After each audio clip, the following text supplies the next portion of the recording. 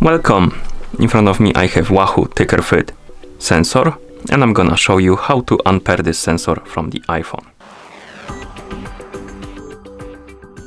First thing we need to do is to open the Wahoo Fitness application on the iPhone that is paired with our sensor.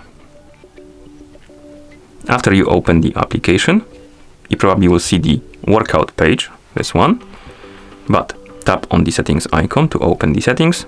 In settings, tap on sensors, select your TICKR Fit from the list of sensors, and then tap on forget sensor, and tap on forget sensor again.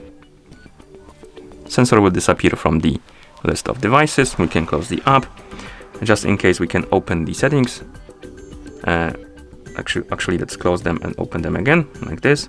In settings, tap on Bluetooth, and here check if you have the TICKR Fit on the list of my devices. As you can see, on my phone it's not, but if it was on yours, you can tap on the info icon next to it and tap on forget device to forget it. Okay, and that's how you unpair this sensor from the iPhone. Thank you for watching.